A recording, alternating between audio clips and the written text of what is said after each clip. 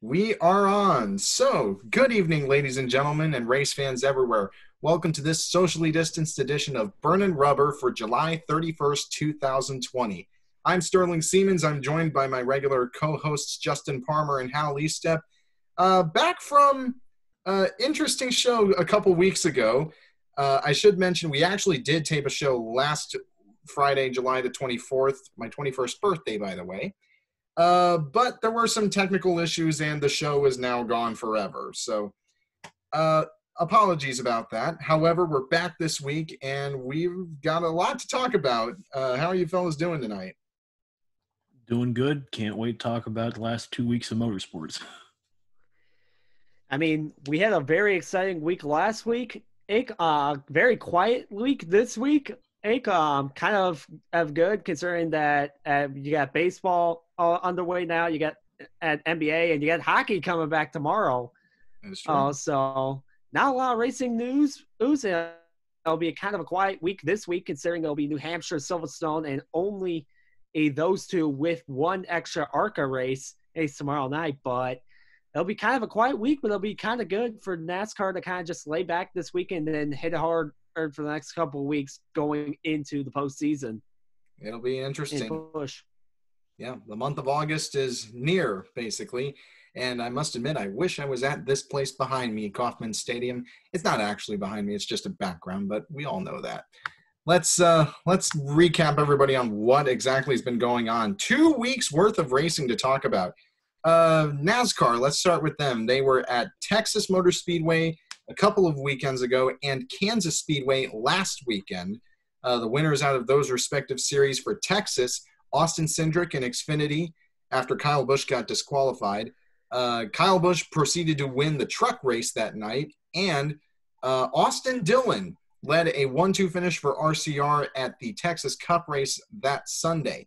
Then later that week on Thursday night, the Cup Series and NASCAR in general, the National Touring Series traveled to Kansas Speedway in the Heartland, where I'll admit I was there covering for media purposes.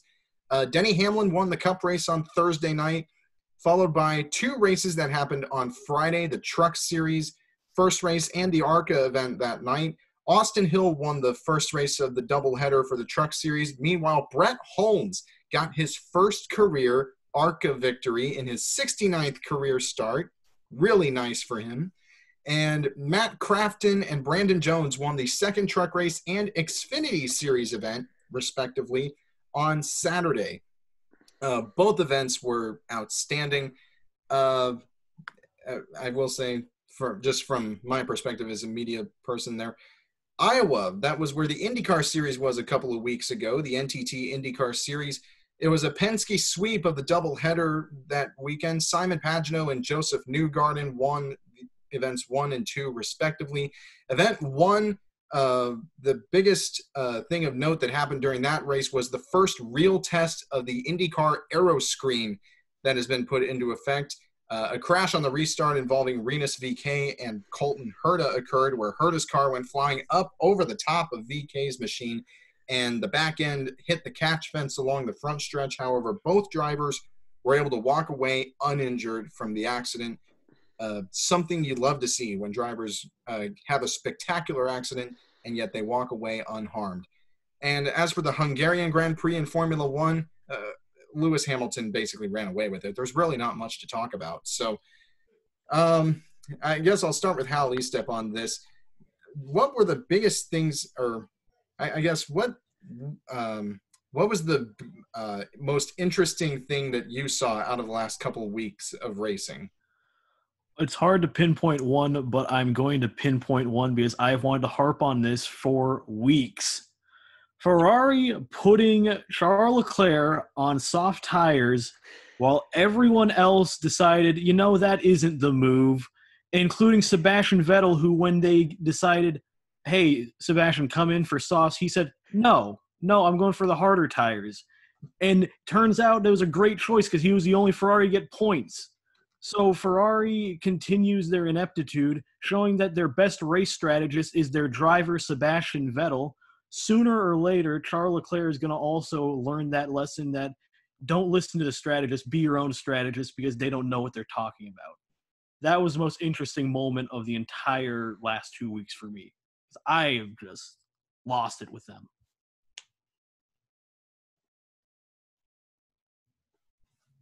Yeah, Justin, your biggest takeaway from the last couple weeks? I'll go by series here. Number one, ARCA is really struggling with a lack of cars in the field. It is very much apparent that this year's ARCA product has suffered severely from the merger that is coming up or has already happened. I forget if it already has gone through. Yes. But ARCA's definitely been struggling with that, and I'm not really sure what that means going forward with that at organization as a whole. The biggest thing from the truck series was as Kyle Busch is gone, and now we're starting to see the winners pop out. Matt Crafton, we talked about how he struggled earlier on this season, and he bounced back. He actually won a race. He's in the playoffs. There's no problems there unless there's more than 10 winners, which is definitely possible still. I don't know in the truck series. And Austin Hill, we knew that it was only going to be a matter of time for him to get his first win. Christian Atkins was right there, but he just couldn't get the job done. The biggest thing from the Xfinity series is Austin Cindric is starting to show that he may be in fact ready for the Cup Series, but that is a topic for later on. And Brandon Jones loves to steal races at Kansas. So, October could be very interesting if Brandon Jones is still in the playoffs by the time we get to Kansas is for the Xfinity playoffs. If he's still in the playoffs by that point and he's moving on to the next round, it almost feels like because he just keeps stealing races that he should not win at Kansas. He should have won last Saturday. And I mean, he obviously had a great race start, but he wasn't the dominant car all day and still found himself in victory lane. And then for the Cup Series, it has to be the absolute steal of a victory for basically RCR as a whole. Oh, by the way, that was a brilliant call by Justin Alexander and Tyler Reddick's crew chief. Again, I cannot overstate that. I said it I went a little more in depth with the deleted broadcast last week, but RCR has some of the best crew chiefs out there. It just has to convert to what they're putting into those cars, and just the speed is going to. I think the speed is going to come eventually for that team with Reddick Reddick basically. Reddick's basically been just absolutely dominant. Austin Dillon hasn't been as dominant, but he still had a really good season and finds himself in victory lane. He's locked in, which is good because he also wrecked the Texas, which is another big point. Bubble's getting tighter. Bubble is getting very much tight, and we're going to have it's almost guaranteed at this point, someone from Gibbs and someone from Hendrick are going to be on the outside. Two drivers from the Hendrick or the Joe Gibbs organization are going to be out of the playoffs unless they can find wins and steal it from Matt DiBenedetto and Clint Boyer. Biggest thing from Indy, obviously the aero screens, that really nothing to say there. Or just unbelievable job of the IndyCar for all their safety efforts that they did, and to get at these drivers is a lot more safer. It proved its worth not once but twice that night, because you also had the tire incident, and that could have got someone unconscious during the race. And then for F1, Ferrari struggles. That's basically the biggest thing. Ferrari struggles, and it's continued on into today's practice. Ferrari's lost it, and at this point, a great 8 Ferrari master plan, and has apparently backfired severely. And I don't know what's going on, but Ferrari is starting to look like it might become a team that goes a very similar path to Williams. And that is a very scary thing to say, and it's probably something I don't think Ferrari fans are going to want to hear. but they're starting to go down the Williams path of just fading more obscure into mediocrity. Hopefully they can turn it around, but with the Mercedes just 10 miles ahead this year, it's going to be a very uphill battle, to say the least. Okay, first of all, it's just a few races. I don't think that determines the trajectory for Ferrari's future. But needless to say, this is a down year for Ferrari. I don't think I'm overstating it by saying that. I mean, it's definitely, they're way behind Mercedes. Mercedes is way ahead of everybody, but then again, we kind of expected that.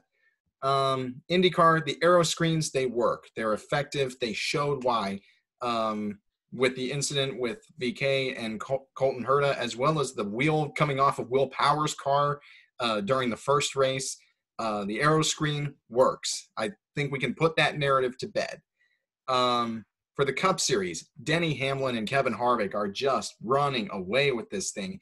And we speculated on this last week. Kyle Busch, it's starting to look more and more possible that he could go winless this year. The defending champion, Kyle Busch, Rowdy himself, could go winless this year. It's a very real possibility, I'm telling you. Let's see. On the Xfinity side, Austin Cindric, I'll be honest, during that Xfinity race, I'll admit I was running out of things to talk about because Austin Cindric was just completely dominating that race. I seriously thought Cindric was going to win it. And then Harrison Burton gets out front. And then Burton seems like he's well on his way to victory. And then Joe Graff Jr., who I still don't quite understand why he's behind the wheel of the 08 car for some reason. Money really talks in this sport. He is the one who brushed the wall to bring out the yellow. So then we're thinking Ryan Sieg might win this thing because he stayed out. And then another wreck happens behind them. And then Brandon Jones comes from nowhere to win that race.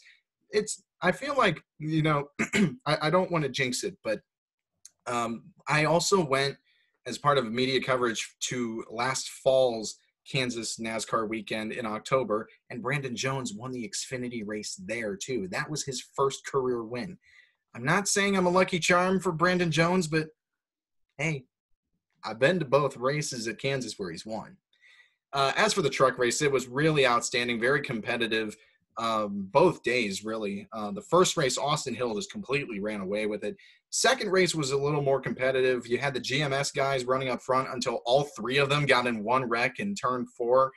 That was interesting, especially when Brett Moffitt in his MRN interview dropped the F-bomb. I'm serious. Like, he was that frustrated. But Matt Crafton, way to break a winless streak for the long time. I mean, the last time Matt Crafton had won a race was July of 2017 at Eldora. And he's the defending champion of this series who won a championship without a race win. At least he can finally shut up the critics for once. And, hey, he's got a win to his name now this season. And Crafton, he seems to like Kansas. It's his third win there that he's had. Who else should I talk about, or have I not mentioned already? ARCA race.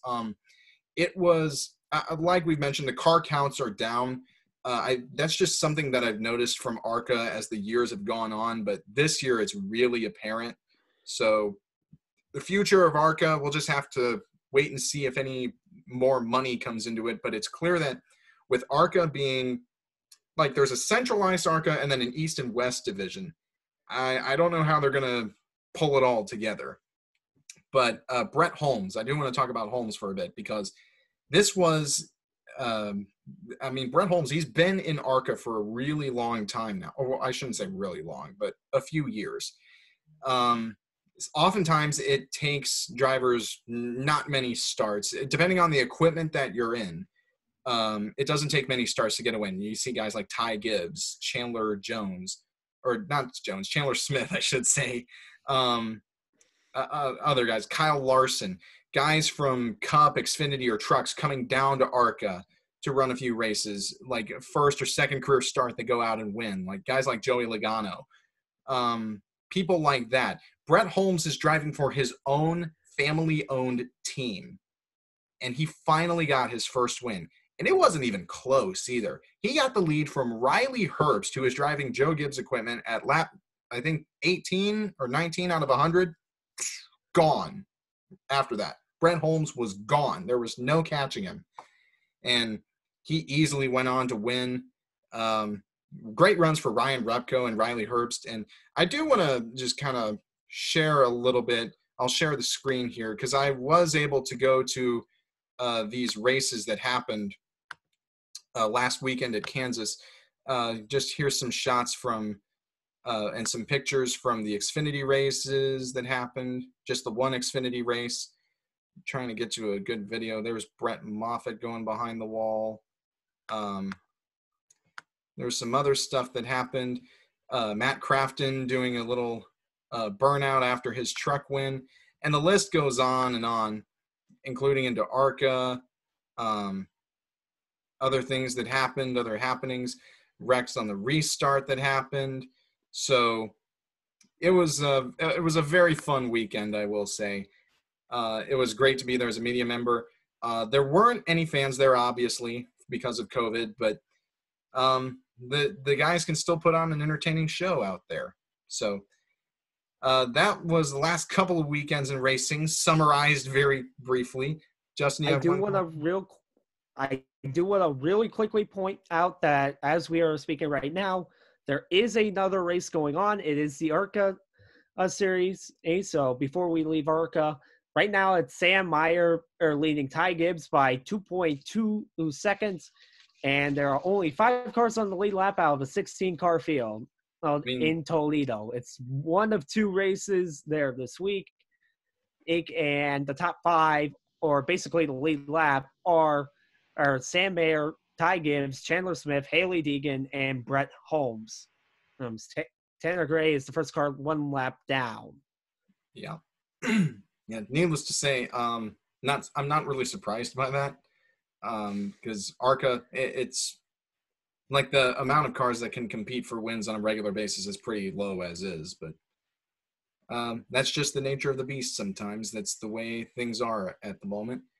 Let's go ahead and talk about spotlighting some guys. Oliver Askew and Pato O'Ward had really good weekends at Iowa a couple weeks ago. Oliver Askew actually had his first career IndyCar podium, so not bad for the rookie from Florida, the defending, or I should say the reigning Indy Lights champ. It's definitely good to see someone who almost ran over Hal Leestep in St. Louis last year get a good run. Hal, your thoughts on it? He had a great run. I hold no ill feelings over nearly getting hit by his scooter. Next time I'll make sure to be more mindful of my surroundings, and hopefully he'll be more mindful of my ankles he nearly ran over. It's a long story. Maybe somewhere else down the line we'll tell a little more about that. Let's see. Who else did I want to talk about? Brett Holmes, I already mentioned. Longtime stalwart of the ARCA series. Finished 3rd in the standings last year. It's actually not really certain. Brett Holmes himself isn't really sure if he's actually going to be able to run the full ARCA schedule this year, despite the fact that he's 2nd in points. Now just, I believe in the post-race press conference, the media director said that Brett Holmes was now 9 points behind Michael Self.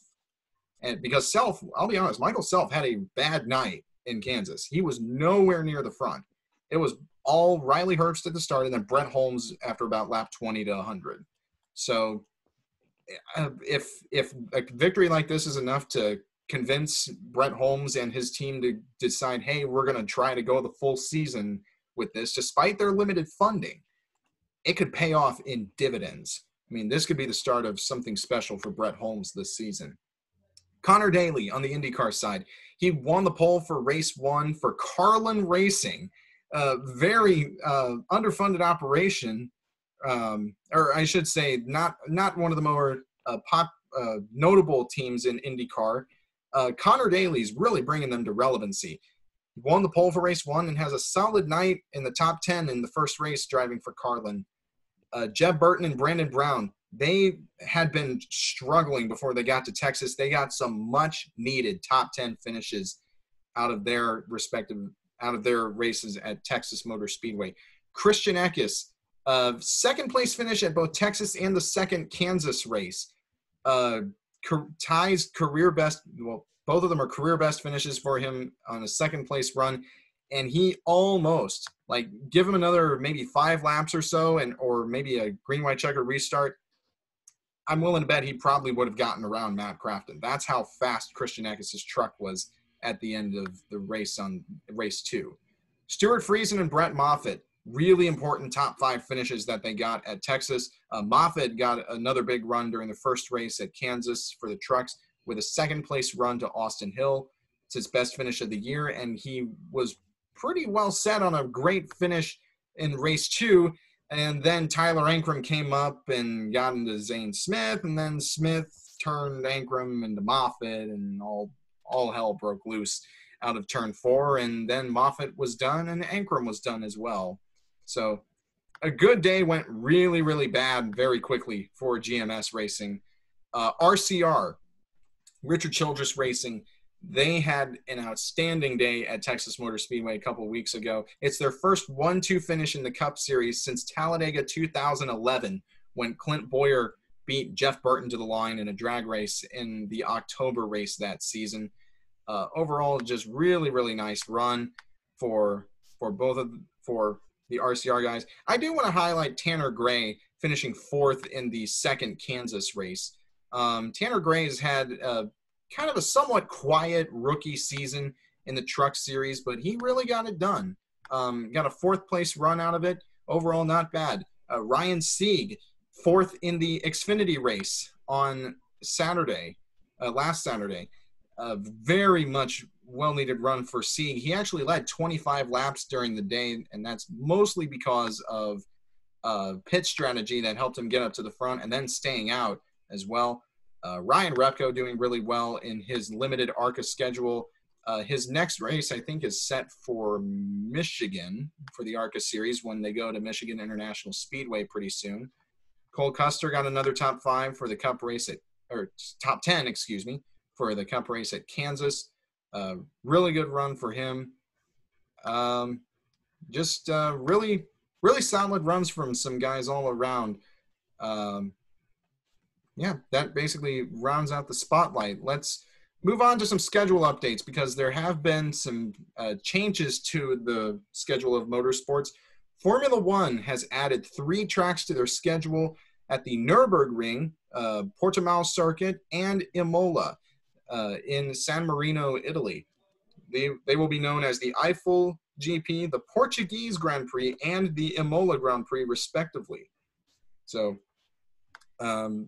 this season for Formula One is really setting out to be a classic season. Imola they haven't been to since 2006 or 2007, if I'm correct. Nürburgring, it's been since 2013. And Portimao, I can't remember the last time they were at Portimao, if they've ever been to Portimao. So really, really interesting. It's 2005 all over again. It's 2005 all over again. That's how crazy it's been. Yeah. What else is going on? The Spanish Grand Prix may be in jeopardy due to rising COVID cases in Spain. If that is the case, and if the Spanish GP gets canceled, then Silverstone would be able to host another race if Spain isn't able to go. In fact, there was a motorsport.com article put out earlier this week that said Silverstone could be offered up to, I kid you not, about a dozen races this season. So, I mean, we could be seeing Silverstone 1, Silverstone 2, Silverstone 3, yada, yada, yada, up to 12. I'll be honest, I hope that doesn't happen, but yeah, we're just faced with a lot of uncertainty right now, to say the least. The Grand Prix in the Americas, North and South, have been canceled. That means Canada, the United States, Mexico, and Brazil are all no-goes for Formula One this season.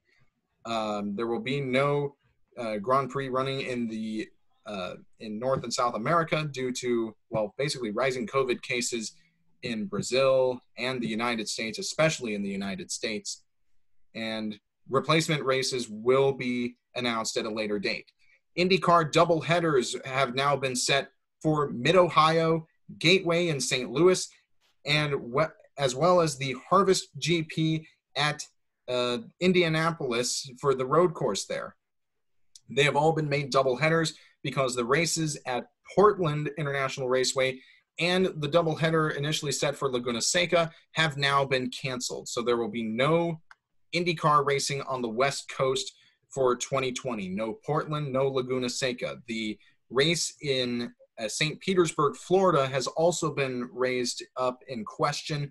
However, there haven't been any updates, any new developments on the Firestone Grand Prix of St. Petersburg and whether or not it will be canceled. The 2021 NASCAR schedule is set to come out sometime next month. How it's going to work or how it will look, we honestly don't know. We know that Nashville Superspeedway is going to occupy one new slot on the schedule, and obviously you're going to have the Daytona 500, other races there, basically crown jewel events, plus Nashville Superspeedway. How everything falls, we have yet to see. But we've got racing going on the next few weeks, so I'm sure we'll be bound to find out at some point. And the remainder of the 2020 schedule, I believe it is, remainder of the 2020 schedule is set to come out next week for NASCAR.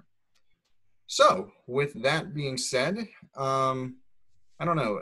Hal, is there anything you want to add about the new schedule updates from this season? I gotta say it's going to be pretty interesting to see these older tracks coming back to the F1 schedule. To me, it'll be really interesting to see, does it matter what track they're at, because they're all just going to come behind Lewis Hamilton. If there's a track that Lewis Hamilton has trouble at, I will be amazed, because I don't think there is a track that he has trouble at. Maybe he's had one bad race at a certain track. That's basically what him struggling immensely looks like, apparently. The guy's just on a different level, and Mercedes is on a different level. And while they are classic tracks, I have a feeling it's going to be a same story at those tracks. And the doubleheader, selfishly, I'm excited for the doubleheader at Gateway, because that's within striking distance. We may be able to go there. So that's something to keep in mind for us.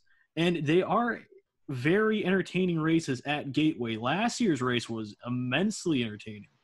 And watching it from the stands, whew, that was the first experience for me at an actual IndyCar race. That was something I'm going to remember for the rest of my life.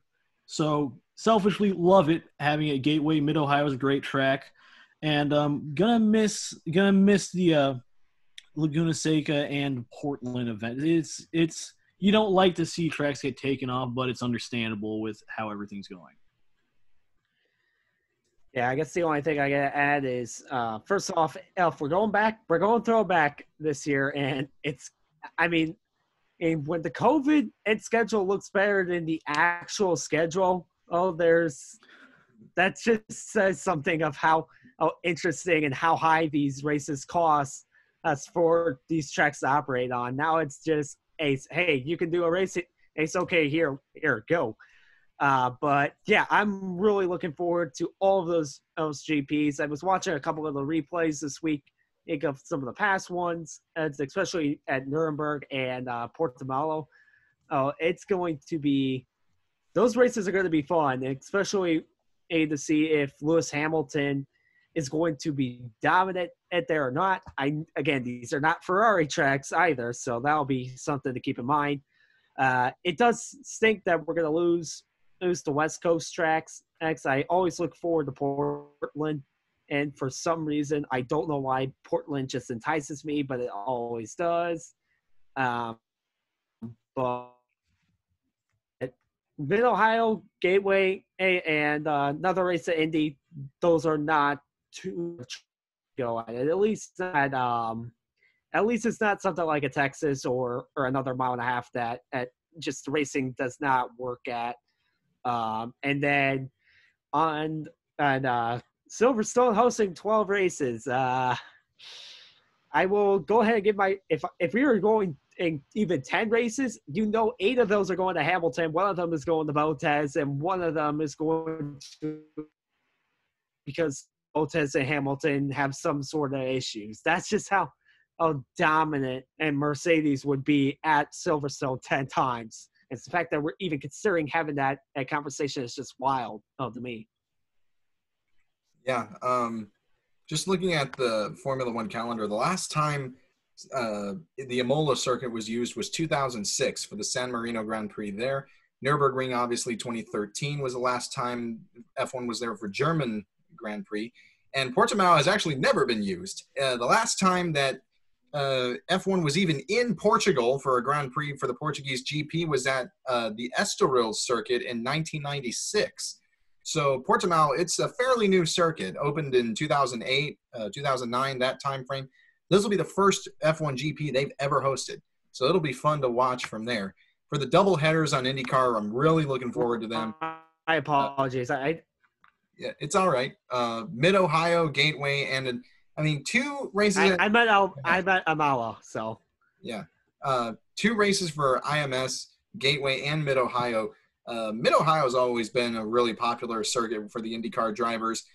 Gateway, same thing for the ovals. And I'm sure that the Bommarito Automotive Group, the people behind that company that sponsor it, Gateway, ever since it's come back to the IndyCar schedule, it has been a consistent sellout. Now, I don't know how it's going to work this year because Gateway has said that they're going to have the stands open. I don't know if they're going to be limiting capacity or not, but we'll have to just look more into that as next month goes on and as the date gets closer and closer. It's going to be the last weekend in August. I believe August 29th and 30th are when the races are going to be held at Gateway. And the Truck Series will also be running a race that weekend, so it'll be fun to get some truck action there as well. Mid-Ohio, obviously, it's been really popular. It's one of my own personal favorite road courses.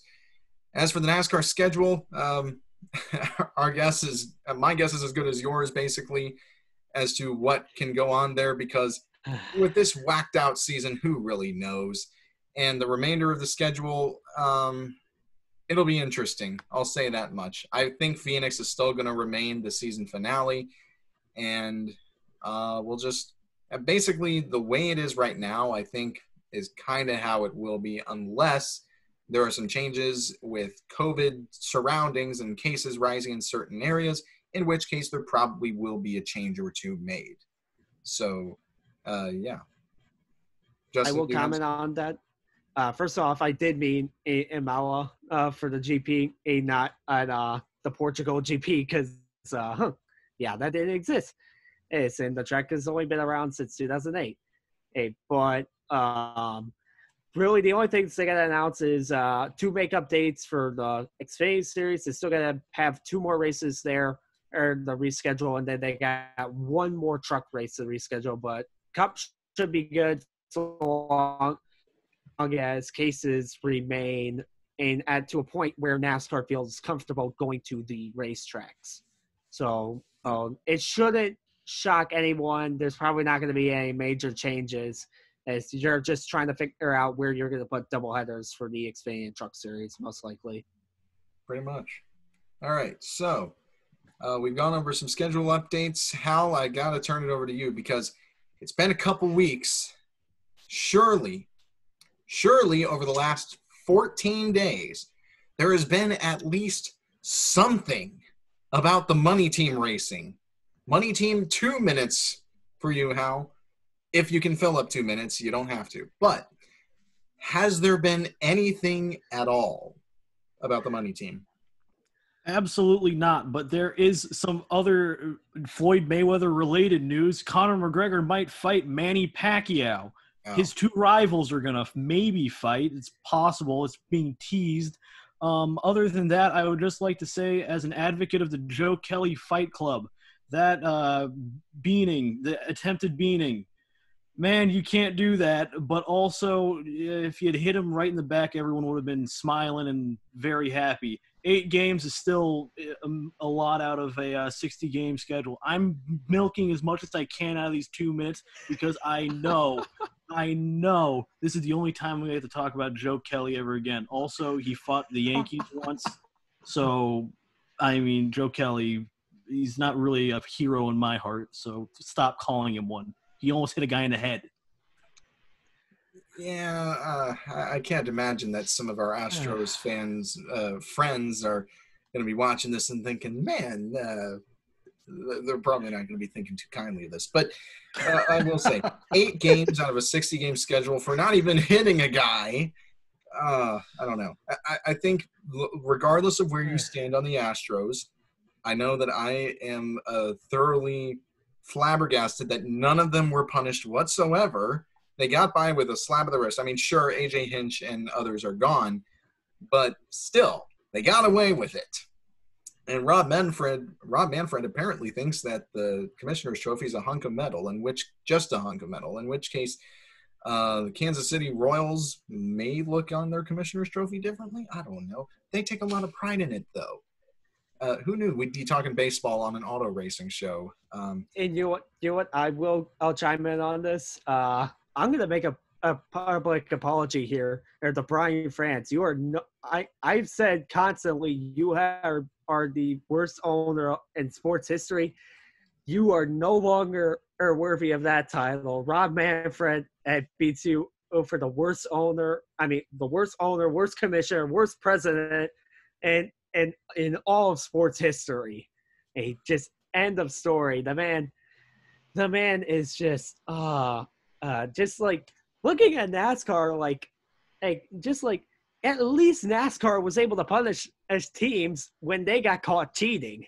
At least NASCAR punished MWR for Spingate. Seriously, what was the Astros? Like $5 million. If I'm a baseball team, I earn 20 times that much in merchandise I get from winning a World Series.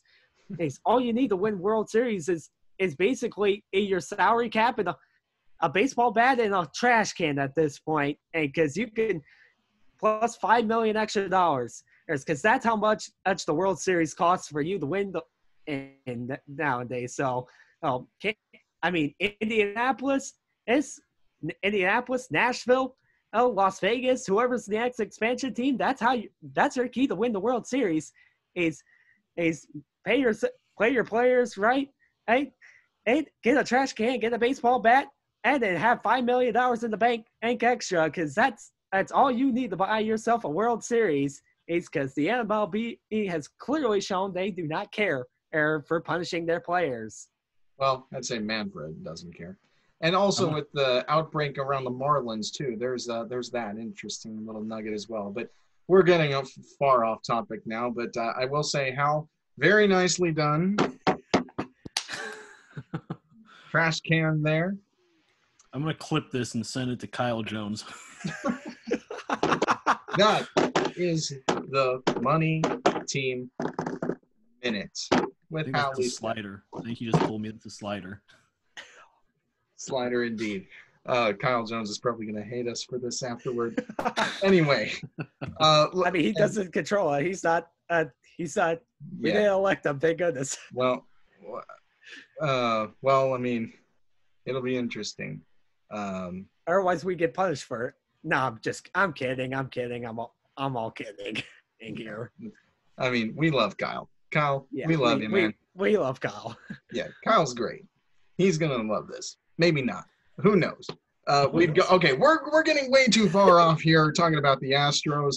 I'll just say, go Kansas City Royals, even though they're going to be terrible this year. Let's go on and talk about some other stuff, just some other news that's happening. We'll start off with a pretty serious note. Sergio Perez for Racing Point F1 tested positive for COVID-19 earlier this week, and he will not be taking part in the British Grand Prix. Now, the team has said that Perez feels fine physically, but because of the positive test, he is required to isolate for 10 days, so he will not be at the Silverstone circuit this weekend. Former Racing Point driver Nico Hulkenberg will be racing in place. Racing Point and Renault driver Nico Hulkenberg will be running in place of Sergio Perez this weekend at the Silverstone circuit. It'll be Hulkenberg's first start since last season's season finale for Renault. He was replaced by Esteban Ocon for 2020 this season. There will be a chicane added to the Daytona road course that the NASCAR National Touring Series are going to be running on. A chicane. Oh, man. This just seems a little unnecessary to me, if you ask me personally. Although when you really think about it, it might be necessary then, because if they're coming around turn 4 at full super speedway speed, then they go down into turn 1 and the brakes fail. Well, there could be a pretty bad accident there. So I guess in that context, it's a little understandable. But Justin's sharing the screen now. That's how the chicane is going to look. Yep. So, yeah, it's going to be interesting, to say the least. They added one for Charlotte, and it worked well there. But I don't know how it'll work here. Do they just go on pit road if they do they just hit pit road? Oh, with that? Because it looks very close to pit road. Well, they got a tire wall there. I feel like if they miss the braking point for the chicane, then they're basically into the inside wall, hitting off of that, it seems. But how do you get on pit road is my question. And get out of the chicane and probably take a yank a left after it, perhaps. Maybe. I don't know. It'll be interesting. Short race, so when they do it. And the stages, or the stage lengths for the races, have been announced as well. 12 laps for the first for the trucks. It's going to go 12, 13, and 19. Xfinity 15, 15, and 22. For Cup Series 15, 15, and 35. So there will be 65 laps for the Cup race. There will be 52 laps for Xfinity, and for the trucks there will be 44, if I'm correct on that. So here's another bit of interesting news that happened, that developed earlier today. Bubba Wallace has been examining his options for next season in 2021. Returning to Richard Petty Motorsports is an option for the driver from Alabama. However, another option has come up, which has been pretty enticing, and I feel like we can go into a little discussion here on this subject. Bubba Wallace, there's a possibility that he might be driving for Chip Ganassi next year. There are some rumors out there that could link Bubba Wallace to driving the 42 for next year, with one key aspect, one big connection, because Bubba Wallace and the 42 Ganassi team both share McDonald's as a sponsor. Now, there is a possibility that Bubba Wallace and McDonald's could team up together in that 42 car for next season. I guess, Justin, what's the likelihood that Bubba Wallace goes to the 42? I gotta say really it's a question of who you want. Do you want Ross Chastain or do you want Bubba Wallace?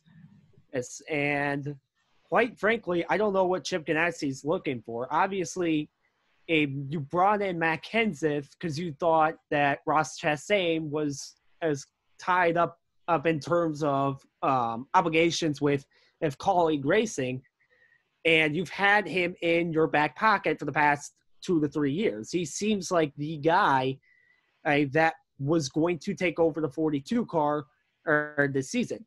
But Bubba is a very interesting offer.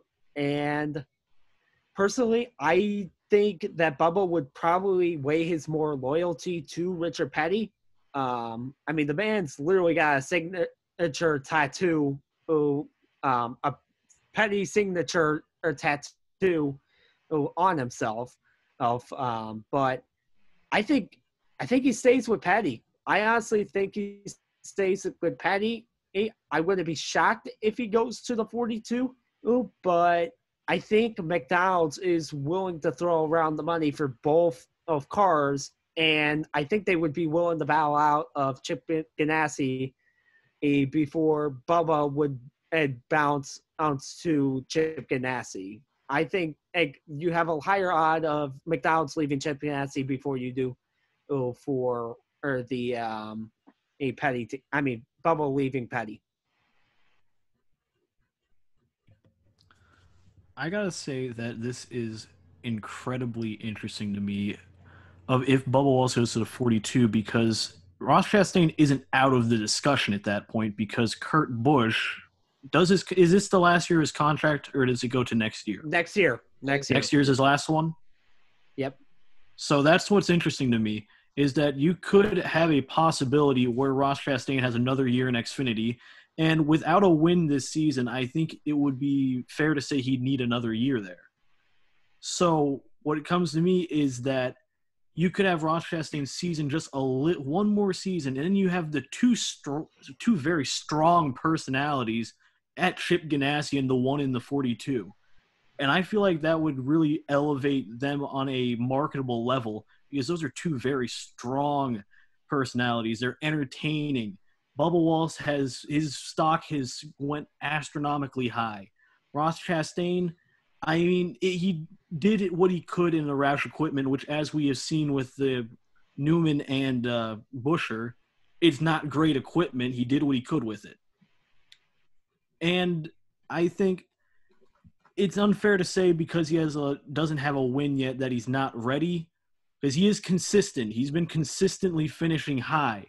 But we know wins do matter when it comes to getting called up because you don't want to be like Daniel Hemrick where you get called up without a win. Ross Chastain isn't going to be in that case, but you want to get Xfinity wins.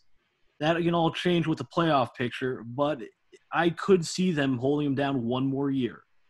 So I think it's interesting to see where it'll end up after Kurt Busch's contract is up as well. Yeah, I'm gonna side more with Hal on this instance. I feel like if Bubba has presented the opportunity to go to Chip Ganassi in 2021, like if the ride is open, because Matt Kenseth, let's be honest, I don't think Kenseth is staying in that car in 2021. I think we can all agree on that. This is basically it for Matt Kenseth this season. If that ride is open, because it sure looks like it is, because Kyle Larson, he burned the bridge already. I don't think Ganassi's willing to take a chance on Larson just yet.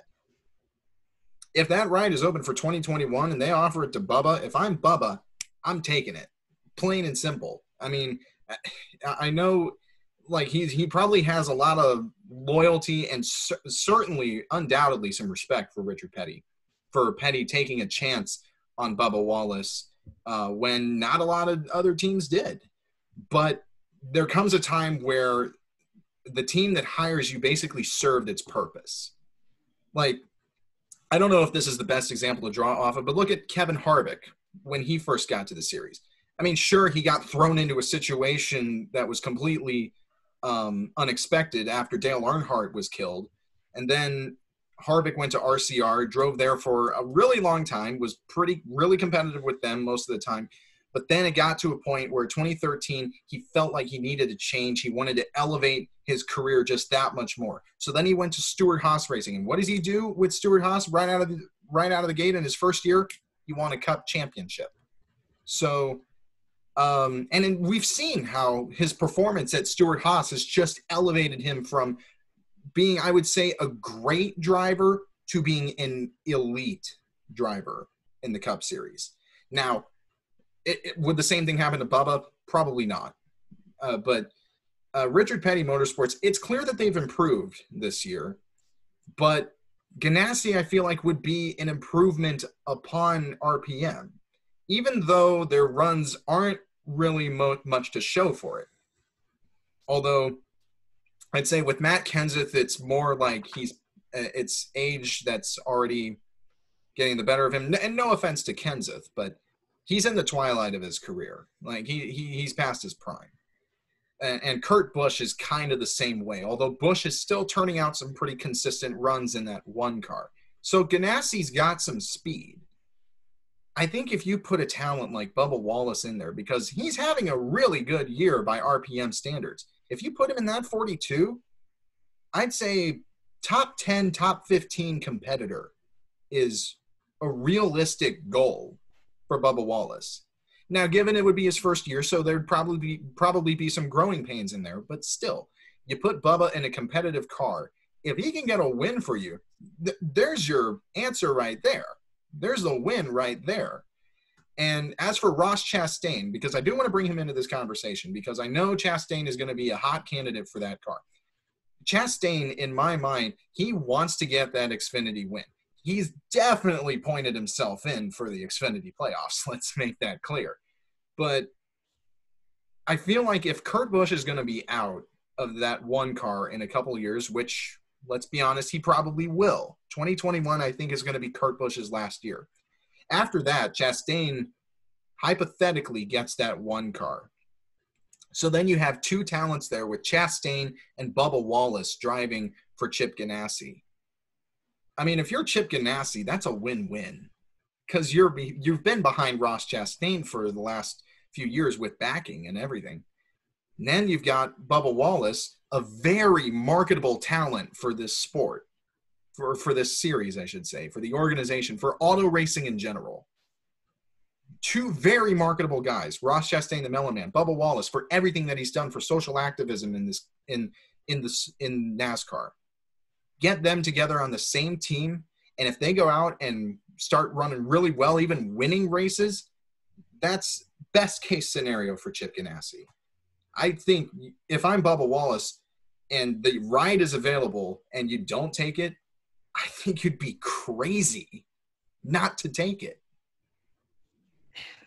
I still think, and again, and I'm definitely a person who values loyalty. I'm definitely a person who values loyalty. I don't know what I mean. Like, again, I've never met Bubba Wallace, and personally don't know him, so I don't know what his values are. But the one thing I think we are also forgetting is that it's not just Chastain and it's not just Bubba Wallace on the free agency market. Brad Keselowski is a potential free agent. Matt DiBenedetto is a potential free agent. Austin Cindric. You have a lot of guys on the market this year, and we could see a total shakeup, the likes which we've never seen in NASCAR free agency history. This is probably the biggest free agency class as there has ever been.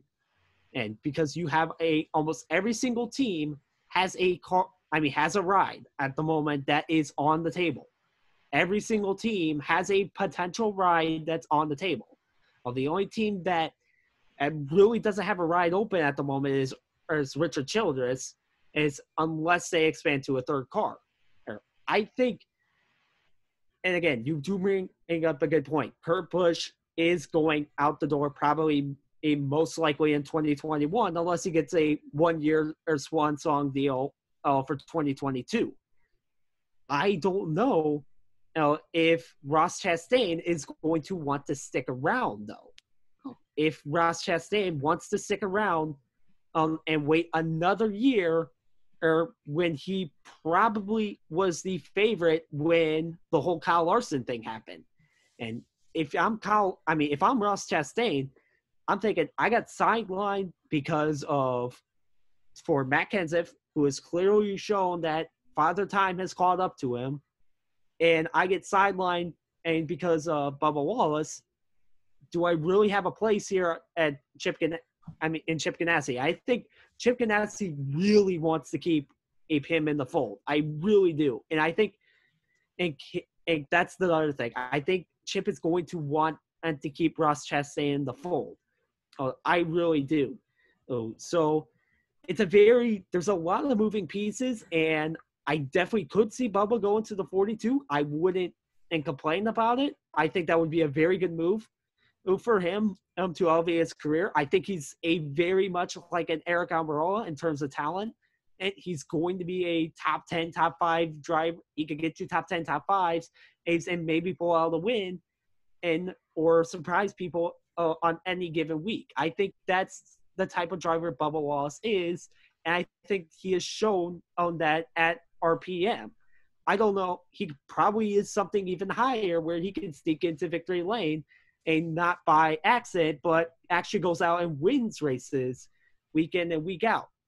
I mean, not week in and week out, but maybe one a year. Yeah. Or we can see that in his future. But again, it's a lot of moving pieces right now. If I'm Chip, I'm probably sticking with Ross Chastain, and just because of how much he's done.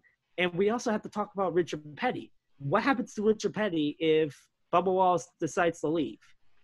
I think that's a very big question, because again, it's depth. Bubba Wallace has saved Richard Petty from the brink, and for at least 2021, if not longer.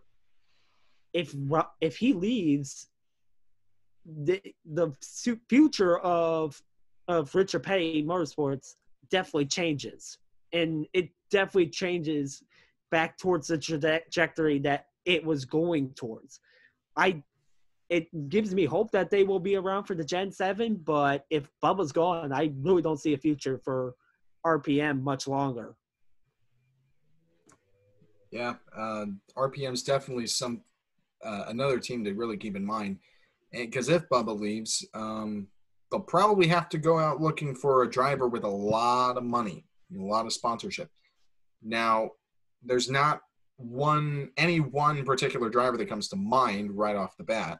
So, excuse me. So, it'll definitely be interesting to think about. And I'm sure this will be a topic of discussion as the weeks go on. So we're just warming up with it. That's all I'm going to say. We're just warming up the free agency fire just a little bit. Let's go ahead and move on. Alex Zanardi, the two-time kart champion from 1997 and 98, is back in intensive care. This was from last week. Zanardi is back in intensive care after his hand bike accident that he had in Italy last month. Again, we want to send our best well wishes and hopes and prayers to Alex Zanardi and his family, and that Alex will make a speedy recovery from his accident last month. Indy 500 capacity has been reduced again from 50% to 25% capacity at the Indianapolis Motor Speedway, and the local television blackout for the Indianapolis area has been lifted. NASCAR National Series will go without practice and qualifying for the rest of the season. Now, I do want to make this clear because also playoff adjustments will be announced at a later date. But I do want to get into this a little bit because the random draw seemed like a pretty good solution, at least for like the first few times they did it. But now we're starting to notice some trends, and it's getting a little suspicious and fishy. Like, wait, hold on a second. Why is this happening again? Eric Almirola is on the pole again, which, I mean, don't get me wrong. I know Almirola is fast and all. Fast and all. Pun. Knee slapper. Okay, never mind. Almirola, he's fast, but is he really consistent pole starter fast? Maybe. But one of the things that kind of bothers me is that when you look at where Jimmy Johnson's been starting for the last few weeks, one position has been very common, 20th. He's been starting 20th over and over and over and over and over and over and over and over and over and over and over and over and over for the last several races now. Why in the world is Jimmy Johnson starting 20th every week? He's starting 20th again this week. Justin, why? Why are we stuck with this random draw? And what do you think of it? I mean, I get it. If you don't want to do qualifying, that's fine. And I get it, you not wanting to be at the racetrack, especially with 3 series. A lot of these weekends are going to be 3 A series at the one racetrack, probably even 4 with ARCA, depending on how many races. I forget how many races ARCA joins the party, but there's going to be a lot of races where it's all 4 series at one racetrack. So I get it. I'm not a big fan, but it is definitely time, and I think this has been due for a little bit of a while now. It's time to readjust the format of it. And I think you really need to start looking at the playoffs and determining, do we really want this guy starting here? Like, do we really want Jimmy Johnson, who's right now on the playoff line, starting 20th every single week? I think, and again, I don't have this figured out, but I think you got to redistribute it 1 through 10, and in the standings right now, they get draw 1 and 2 for, 11 through 20. I just don't like that it's that big of a broader range at the moment. Actually, hang on, 1 through 8. We'll do 1 through 8, 9 through 16. And like, if you're in the playoffs at the moment, or like 9 through 20, you just got to redistribute it and give some of the guys who are on the playoff line at the moment a better chance, because right now they're not getting anything. Yeah, what do you say about the random draw, and if we should bring qualifying back in some way, shape, or form? I'll be honest. I think that sometimes they just get bored of doing a random draw, and for random positions, they go, all right, who in the alphabetical order would start here? And they've been doing that with the pole position every time Eric Almirola gets it. I mean, he's got the double A's and everything. I don't like the random draw because it feels like certain teams that do perform well and have a chance of coming up get thrown into the back of the field, and it's just kind of, you're going, you don't really have a chance, do you? I'm looking at Stenhouse Jr. right now starting 31st. I mean, that car's better than 31st if we were qualifying. Let's be honest. It is. And random draw, I guess it's in a way fair, maybe. I guess fair in that everybody has the same chance of going in that group that you're in, of being the top of that group, but it isn't really fair in that the cars and the drivers would qualify better than that if we were doing qualifying. So it doesn't feel like an authentic starting grid when I see Jimmy Johnson constantly in 20th. I've seen his cars. They're faster than that. I mean, they don't finish, but in qualifying, it's not about that. It's about how you do early on. And Jimmy Johnson's cars have been good early on. I'd say he'd be starting closer to the front, and he would probably be able to avoid the dumb wrecks he keeps getting in. But that's just not the hand he's been drawn, and I want to see real qualifying for the playoffs. I can't imagine doing this in the playoffs. Yeah, the playoffs, I don't know. If we don't have qualifying for the playoffs, at least just maybe one lap. Morning of the race, just get it out of the way. It's better than nothing at this point, honestly. Jimmy Johnson, this will be the 4th race in a row where he has started 20th. Seriously, I mean, you look at his other starts here. I mean, he's been up near the front for most of them, at least at the start of the year. But then 2 Pocono races, 12th and 21st respectively. Then you get 20th, and 20th. It's a giant mess with this qualifying, just random draw now, and the way it's structured too. I feel like if you really want to make things interesting, just go completely random. I don't care if it ends up being Quinn Houff on the pole for a race. Just something different. I like Eric Almirola, and this may be a little biased, but he's one of my favorites. However, Almirola does not need to be on the pole like 3 weeks in a row, or at least 4 out of the last 5. He doesn't need to be on the pole every time. It's nice to get a shakeup every now and then. Put someone like, I don't know, bring Paul Menard out of retirement and get him on the pole for a race. I don't care. Matt DiBenedetto, get him on the pole. Do something interesting. Do something different. If it means Ryan Preece, get him on the pole for like the 5th time because he finished 20th in a race again, fine. That's fine with me.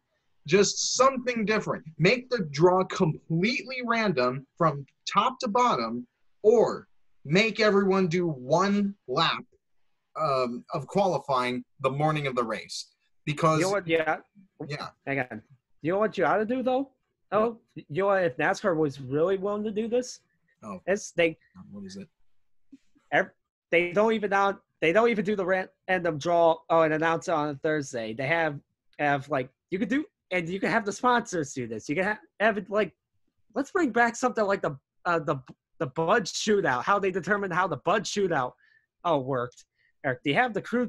Like, yeah, Sunday morning, everybody's getting ready for the race. You have the crew chiefs walk into the room. You have Rodney Childress come in there first. He picks a random bottle. And if it says 5th, he starts 5th. Next, you have Brad Keselowski's crew chief. If Jeremy Boland's come into the room, Just let's do it like that. Do a Bud shootout style. That's my and have it recorded and to see everybody's reactions. Yeah, And that's my kind of idea for the random draw, completely random. Everyone just pick one at random and be like, okay, is that where you're starting? Fantastic. That's where you're starting. Be like what they did for that one time at IndyCar at Texas in 2011, where they had guys just randomly pick spots. You had Wade Cunningham starting second, and then the race one winner, Dario Franchitti, starting back in 28th for the second race. Sure, it screwed over the rest of his night, but it's still something interesting. Either that or do qualifying morning of the race, just one lap per driver. And I get that they have these precautions in place because they don't want to be they don't want to put the drivers at what they feel is an unnecessary risk for possible exposure to COVID-19. I totally get that. But still, you want to reward the fast guys with a good starting spot.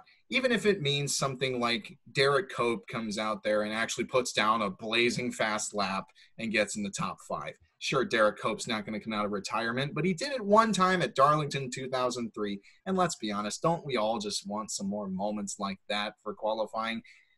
Just some things to think about.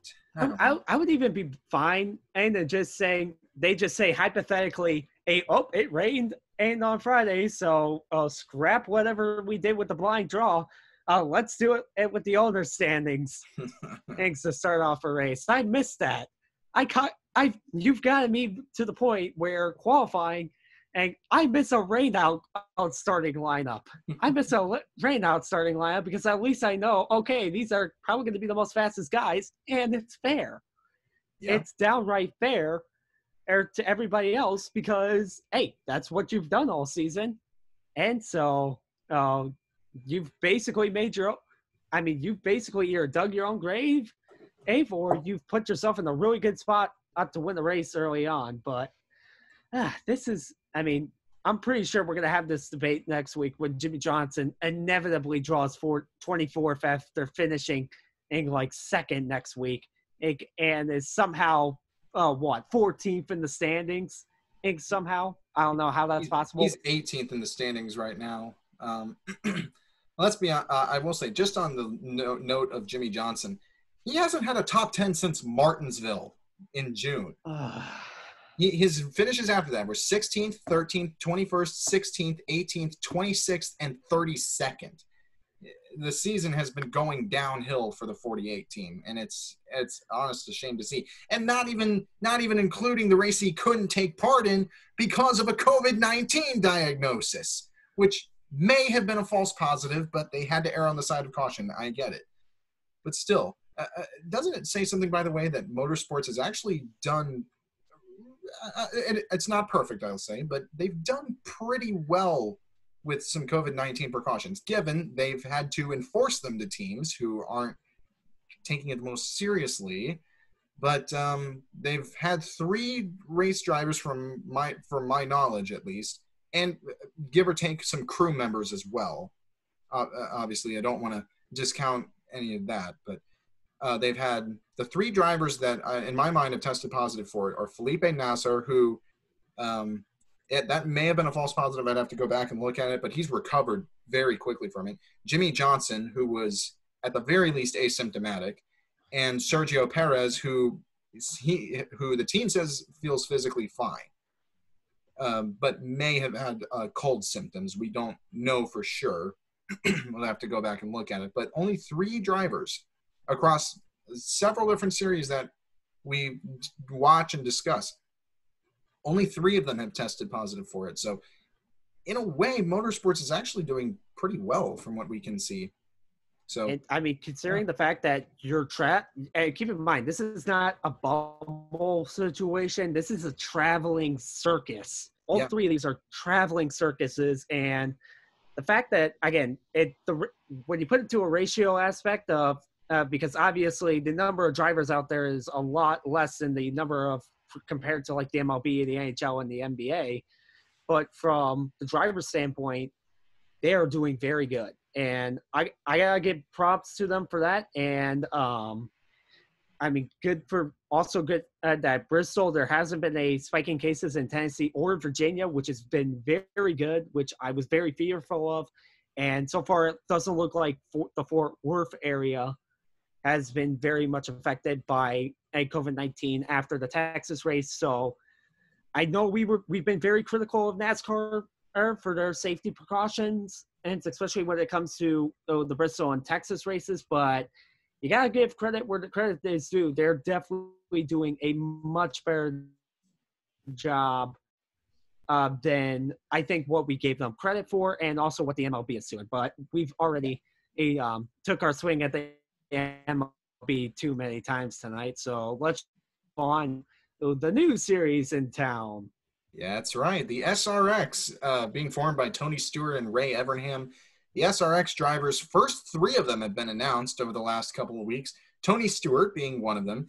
The other two being IndyCar veterans, open wheel, I should say. I probably shouldn't associate Paul Tracy with IndyCar, considering how much of a kart loyalist he was for the longest time until they eventually merged with IndyCar.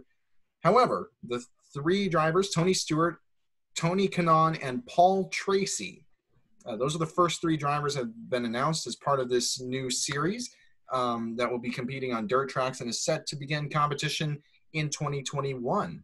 So it'll be interesting to watch. Hopefully we'll have more drivers announced as the rest of the year goes on. Acura and Team Penske have announced that they are separating. There will be no Acura Team Penske for 2021. Acura will be supplying cars and engines to other teams in IMSA competition. However, it appears that the immediate future for Team Penske in sports car racing is in doubt. As of now, there are no plans to continue racing with IMSA right now. They want to try a shot at the 24 Hours of Le Mans in 2021. However, a manufacturer for that has not yet been determined. Also, Jimmy Johnson finally got his long-awaited IndyCar test with Chip Ganassi Racing at the IMS road course this past Tuesday. He ran several laps on the IMS road course, driving the car normally piloted by Felix Rosenqvist. The number 10 NTT Data car logged several laps around the road course. Johnson, you could tell he definitely enjoyed it, and I would bear to say, hey, there might be. Fingers crossed, there might be some races from Jimmy Johnson in IndyCar, maybe even this year. So I guess we might have to see on that. We'll wait and see. There might be some races next year too for Jimmy. Probably more likely next year than this year. More likely. NASCAR, well, I don't think NASCAR is looking to sell Iowa Speedway as much as it is. Iowa is expected to go up for sale, the Iowa Speedway in Newton, Iowa. There have been recent reports that the track is going to be bought by the Penske Entertainment Group and that a new track president with ties to Roger Penske has been appointed to the president position for the racetrack. As for the track possibly closing down, I seriously doubt that it will be closed down forever, just because of how popular the Iowa Speedway is with the local fans in the state of Iowa. So Iowa Speedway will probably be going under new ownership. However, I don't expect racing to leave there entirely, even though NASCAR is not on the schedule there for 2020. There is some sad news to go over. NASCAR lost three figures in their sport over the last couple of weeks. Last Friday, July the 24th, on Friday morning, Brad Campbell, who served as a sponsor for DGM Racing in the NASCAR Xfinity Series, tragically died on the morning of Friday, July 24th. He was 34 years old. Campbell had been severely injured in an accident on the way to the airport to travel to Texas Motor Speedway for the Xfinity Series weekend at that time. Earlier during the pandemic, when NASCAR wasn't in session, Campbell had served as an EMT on the front lines fighting in New York against the COVID-19 pandemic. Our sincere condolences to Campbell and his family and to everyone at DGM Racing, as they will be trying to move forward during this difficult time. Bob Baer, one of the big builders of New Hampshire Motor Speedway, one of the founders of the sport and a pioneer for motorsports in the New England area of the United States, died from natural causes last Friday. He was 93 years old. Also, NASCAR Hall of Famer, chief engine builder, longtime engine builder for Petty Enterprises, Maurice Petty, brother of 7-time NASCAR Cup champion Richard Petty. Maurice died on Saturday. He was 81 years old. Our sincere condolences to the Petty family and to the family of Bob Baer during these difficult times. Maurice Petty was 81 years old. So with those being said, we will now move on to our next segment, Gas and Go. I will start with Hal Estep for this. There are 6 questions we want to ask. So I've good news, fellas. I actually have my cowbell this time. So you won't hear my annoying phone alarm this time. But we'll go ahead and get started with it. Hal, I'm going to start with you with this question. Team Penske, they had a really great run at Iowa, obviously with 2 victories. It's a battle, it seems, between Chip Ganassi and Team Penske now. Will Penske be able to keep this pace up on the IndyCar side? I'm going to say no, because eventually, of course, parity will catch up with the top dogs. Of course, there will be teams that'll catch them sleeping some weekends. And the fact that Chip Ganassi Racing is also going to go get some wins as well. Penske can't keep up every weekend. I don't think they're going to keep up with Chip Ganassi in general. Yeah, I have a feeling that Ed Penske is going to fall behind the next couple of races. I mean, obviously, you look at the upcoming schedule. It's definitely a split between Chip Ganassi and Penske tracks, but no, I don't think they're going to go back to back. You still got to deal with Scott Dixon as well. All right. Justin, over to you to start of this next question. Ty Gibbs, he's been really dominant in his ARCA starts. In fact, you mentioned there was an ARCA race going on right now. Sam Mayer won that race. Ty Gibbs followed by Taylor Gray, Brett Holmes, Michael Self, Drew Dauer, Derek Giffrey, and Haley Deegan. There were 8 cars on the lead lap at the end of the race. Everybody else was multiple laps down. Yeah, not surprising there. So Ty Gibbs has been very consistent. If he's not winning races, he seems to be in the top 3 at least, maybe even top 5. Justin, I gotta ask, is Ty Gibbs the real deal? Is Ty Gibbs the real deal? I would say not yet. I gotta see him in the Truck Series, to be quite honest, because especially this year with the way ARCA's been, you only have 8 competitive cars, so I don't know. I am very hopeful for that he is ready. I'm hoping that he is not a silver spoon kid, but he's definitely been impressive so far. But I gotta see him in the trucks.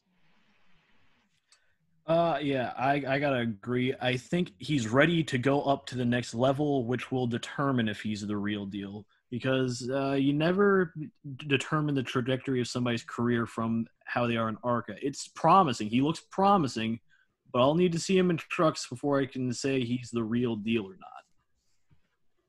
Yep. ARCA success doesn't always mean Truck Series success. Excuse me. Back to Hal for this next question. Christian Eckes, he came close to winning at Kansas. He was very, very close. He almost got by Matt Crafton, but just couldn't do it. He had a second-place run at Texas as well. 2 second-place runs in the last few weeks. Christian Eckes, does he get a win before the playoffs for this Truck Series start, yes or no? Yes, I think he does. I said that he would do it at Kansas, and he came close, but no cigar just yet. I think he's shown the speed. You got the Cup regulars. They're out. They aren't going to be racing in the Truck Series.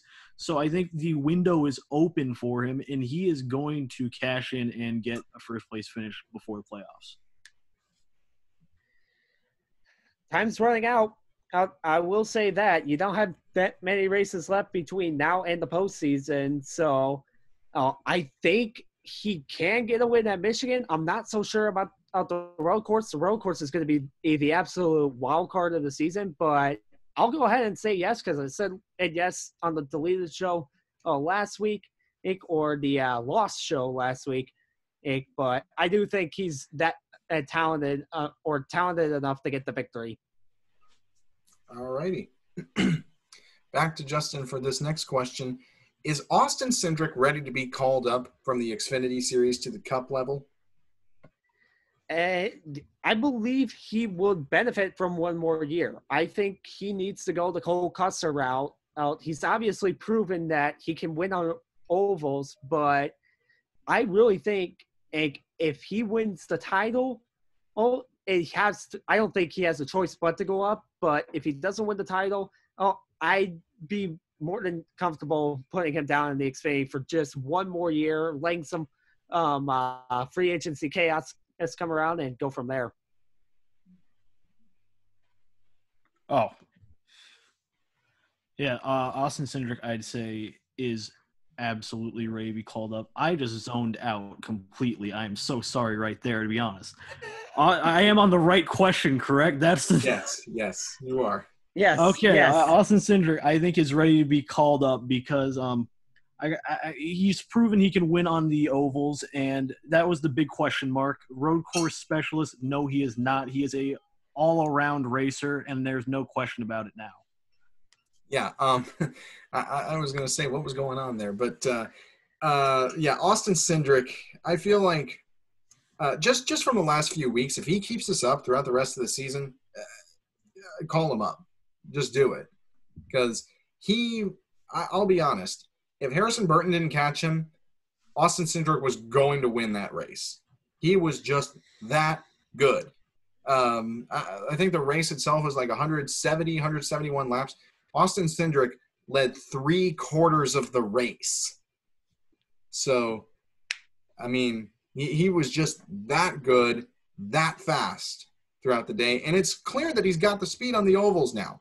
And they're going to road courses now. We're entering a stretch of road courses. Austin Cindric got his first 2 career Xfinity wins on road courses. And he's shown that he can run on those tracks. So Austin Cindric's like an all-around threat right now for a victory. And that's the kind of driver you want, driving for you in the Cup Series. Hal, over to you to start this next question. Clint Bowyer, is he going to be back at Stewart-Haas Racing next season? You know, I'm going to say no, because you have a phenom in Chase Briscoe waiting in Xfinity. And quite frankly, Clint Bowyer has at best been the number 2 driver for Stewart-Haas, and that's a low-end number 2 compared to other teams. I think that Chase Briscoe will probably take his spot at Stewart-Haas. Of course, there's the outside possibility of Kyle Larson, but I think that's too soon to even consider. Chase Briscoe, he ain't waiting another year in Xfinity, though. I mean, the way Chase Briscoe's been going, I think Stewart-Haas is almost obligated not to sit out this free agency class. They got to bring him up. I seriously think that Clint Bowyer is going to be gone. I believe he is past his prime. I do believe that he has been past his prime ever since he got the Stewart-Haas Racing. It wasn't Phoenix Racing, but I forget who he drove for the season before. But he's past his prime. If he wants to go to JTG, it's fine. But I just think he's way past his prime, and Stewart-Haas is going to sit out this free agency because their class is not the best out of all of the drivers in the field. Yeah, Chase Briscoe, I'd say his goal was to win 8 races. He's won 5 already, and I'm pretty sure he can get 3 more before the season's done, at least. If he does that, call him up. Clint Bowyer, I love him. I love Clint Bowyer as a personality. He's great and all, but it might be time for Clint to get out from the driver's wheel, and please, for the love of God, get him in a broadcast booth. Pretty please. It is just so much more entertaining to listen to Clint Bowyer regularly. So, Justin, back to you for this last question.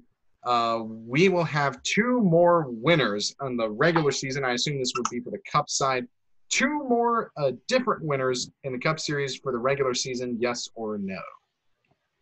I'm going to say yes. Yes, I think we're going to have one and kind of not so surprising guy like Eric Almirola or Kyle Busch. I can see either one of them winning or both, quite honest.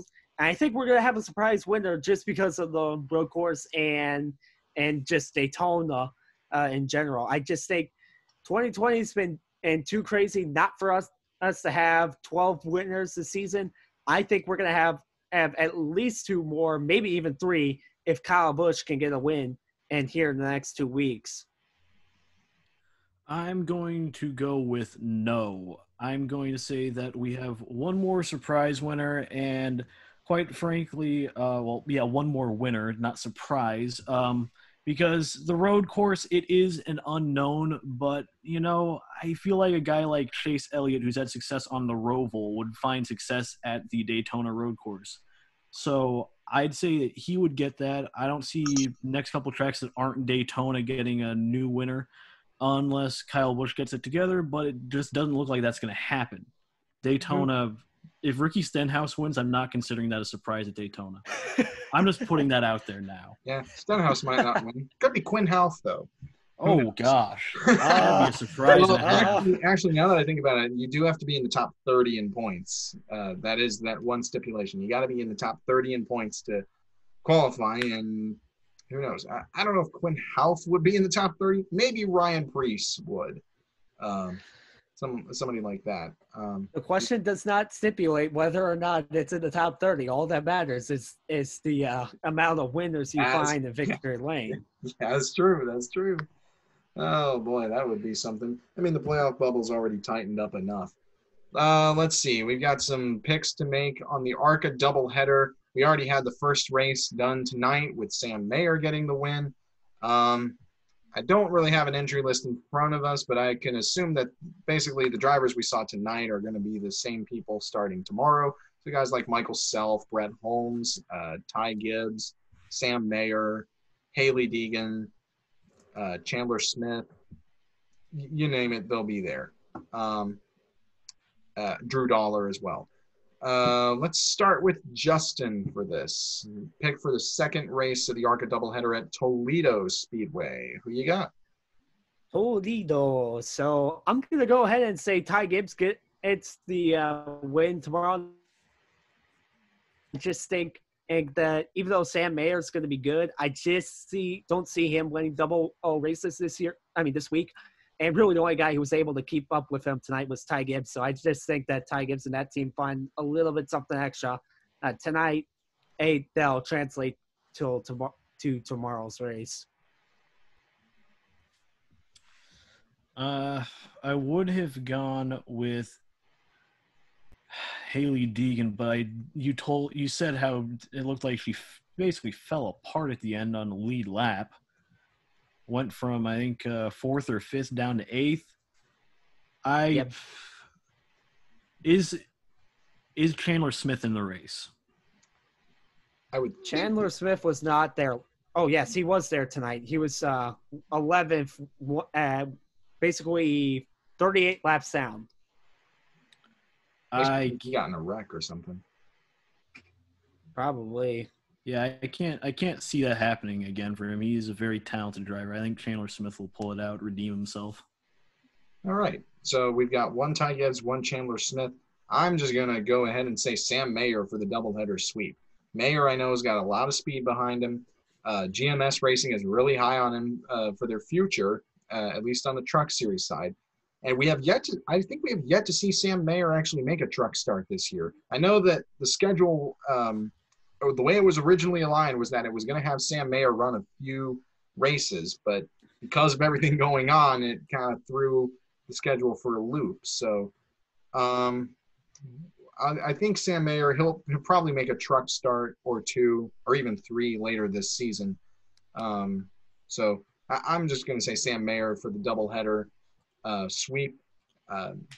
He's riding high on a lot of confidence, and he does pretty well on the short tracks too. So I'm picking Sam Mayer. So next question.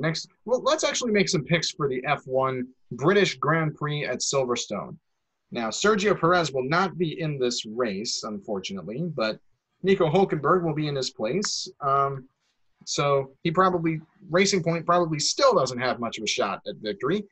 I'm sorry. I'm just being honest there. Keeping it real.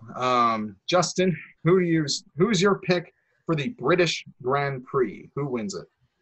Well, Racing Point will have a long drive home. I can tell you that. They're only 0.2 miles away from the speedway. So, Long. sorry, we were talking about that earlier tonight. Yeah. Hey, before the show. But, yeah, this is definitely going to be a Hamilton week. This is Silverstone. This is Mercedes track. Basically, this is definitely Mercedes property. So Hamilton gets his third in a row. Oh, and the points will probably be decided with 5 races to go. I do I even need to say who I'm gonna pick? Is it Hamilton? I mean, like, how can you not? I mean, Mercedes has just been above everybody, and I don't think he's gonna. This is his home country. He's not gonna lose there. Yeah, Lewis Hamilton, the British Grand Prix. It's basically one of his playgrounds. The other is at the Hungaroring, where he's just so good. I will say for Racing Point, we were talking about it. Justin, you showed me. It's basically the equivalent of that scene from Toy Story 2 where Al is leaving his apartment and going, I have to drive all the way to work on a Saturday, all the way to work. And his workplace is just right across the street. That's basically Racing Point driving to Silverstone. But yeah, Lewis Hamilton, let's be honest. Hamilton's just going to win it. I mean, I think these picks are getting pretty repetitive, yes, but we just know that Lewis Hamilton is that fast and is that good, and Mercedes is practically unbeatable. Barring some catastrophe happening, I will mention that, because I did say I was live tweeting the Xfinity race last weekend at Kansas, where I said Harrison Burton, it's his race to lose, barring a catastrophe, barring a caution, and sure enough, a caution happened. So, I mean, these are picks. We're just throwing it out there. But we think Lewis Hamilton's going to win. Let's see. One more race to talk about. There's only one NASCAR race this weekend because the trucks and Xfinity Series are off. Good for them. So, let's talk about the Cup Series racing at New Hampshire Motor Speedway, the Foxwoods Resort Casino 301 at the New Hampshire Motor Speedway. They're one race that we're going to get this season. And I actually do have a copy of the starting lineup, and we're going to pull that up right now. So let's have a look. As I mentioned, Eric Almirola is going to be starting on the pole again, and Jimmy Johnson will start 20th again. However, you have Denny Hamlin in second in the highest Toyota. Then you get Chase Elliott in the highest Chevy. Rest of the top 10, Keselowski, Kyle Busch, Boyer, Harvick, Bowman, Logano, and the other Busch brother, Kurt. Other notables to keep in mind, Tyler Reddick is 13th, Cole Custer 14th, Bubba's in 15th, Matt Kenseth 21st, Austin Dillon 23rd. James Davison is back racing in the Cup Series this weekend. He'll be making his second career start driving for Rick Ware in the 53 car. He'll be starting 26th. Then you got Garrett Smithley driving for Spire this week in 27th. Ryan Preece and Ricky Stenhouse, the JTG Doherty guys, just having a terrible stretch lately. 30th and 31st. Quinn Houff, 32nd. Brennan Poole, 34th. Christopher Bell, that's another thing I've noticed. Christopher Bell is starting way back in the field almost every week. That's another problem I see with this random draw. But anyway, you got 38 guys to choose from. Justin, who wins the Foxwoods Resort Casino 301 at the Magic Mile? I got 3 drivers in mind, but I'd be a fool if I didn't take Kevin Harvick here. This is SHR country. This track is owned by SHR drivers. There's Tony Stewart, Clint Boyer, Kevin Harvick, you name it. Whoever's a Stewart-Haas driver, or you are most likely going to end up in victory lane at New Hampshire unless it's a Joe Gibbs guy coming from behind. But I know for a fact Kyle Busch is in interstate batteries, which means his odds have increased by at least 50%. But Kevin Harvick is just so good at this racetrack, and seeing how Hamlin won at Kansas, I don't think Harvick's going to let up on that little rivalry. So give me Kevin Harvick this week. This is probably going to be one of my easier picks. I don't think he's going to have to worry about a Joe Gibbs guy coming from behind because the guy who's going to win is ahead of him. It's going to be Denny Hamlin, and here's why. That man has an average finish at New Hampshire of 9.9. That sample size is over 20 races. Denny is real good at New Hampshire. I think he's going to pull out the victory. He has a great starting position. And this year, it's just come down to him and Harvick for the most part. Okay. I feel like I'm going to have a hard time with this pick because both of you took my top two that I was going to take. Because let's be honest, Kevin Harvick is just that great. He's won the last two races at New Hampshire. Denny Hamlin has been a consistent threat year after year. And I don't know if I want to pick Kyle Busch just yet because, well, Kyle's having a down year. Do it. Do it. Break the house. Break the house curse. I promise it won't be cursed this time. Let's see. Matt Kenseth is also the most recent winner aside from Kyle Busch, but Kenseth's driving, where is he at, 21st? Yeah, Kenseth's not going to be competing much, I don't think. Although he could do something like he did at the Brickyard and really surprise me. I will say this much. This guy I'm about to talk about is not my pick for the win. I want to get that clear. But I think a track like this, if Ryan Preece does really well here, this will be a huge boost of confidence and morale for that team.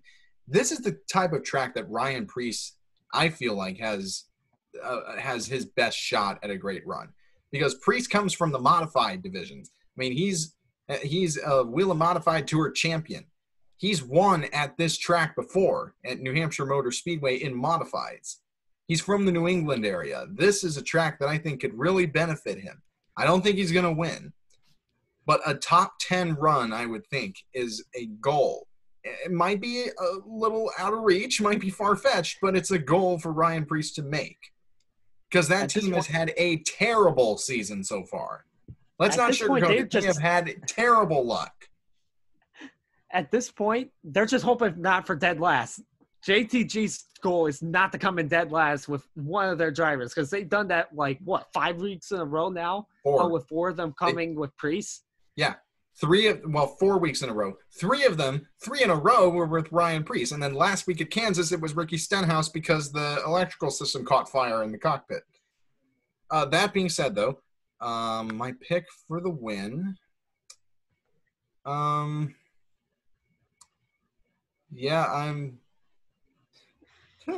Kyle Busch. Do it. Why not? Kyle Busch. Feel like Kyle, I mean, he's fast here. He really is. He tends to do pretty good. He led the most laps here last summer. So, yeah, Kyle Busch. There you go. There you go, Hal. Hopefully the curse is broken.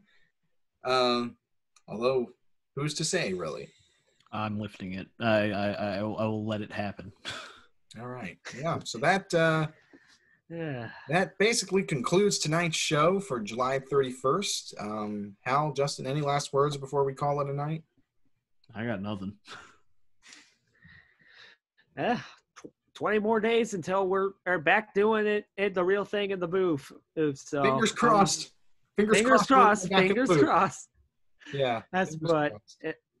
We got a couple of races coming up. Looking forward to New Hampshire. New Hampshire's been very good as of late. And yeah, it'll be kind of a quiet weekend and more than likely in terms of racing, but we'll get back at it for Michigan and Dover. Yay. Yeah, it's going to be fun. Maybe. Yay. We'll have to wait and see. But yeah, I guess to close out the show, we did have a show last weekend. and it was supposed to go out, but then there were some problems, mostly on my end because I accidentally closed my computer, and then when I tried to put it back up, the show was gone. So, yeah, I will say turning 21 at the racetrack last weekend was pretty awesome. Don't worry, I haven't had too much since, but yeah, it's been a lot of fun. It's been a great 21 trips around the sun, and here's to 21 more. So, and hopefully some good racing, and eventually, one of these days, we don't have to worry about masks and social distancing and COVID and all this other stuff, blah, blah, blah. Hopefully, all of this drama will be behind us at least a year from now. Pretty please. Pretty please. Just get us back to the track. We want to be at the track. Fingers crossed. Fingers crossed it's going to happen. And hopefully, by this time, 3 weeks from now, we'll be back in the KCOU studio. And I will say it'll be so great to see both of your ugly mugs if we're allowed back in there. So, with that out of the way, and now that I've brought the room down, we're going to close out this show. For my great friends Justin Palmer and Hal Eastep, I'm Sterling Siemens saying take care of yourselves, take care of each other, and please be kind to one another, both in person and online. Until next time, I'm Sterling Siemens, signing off.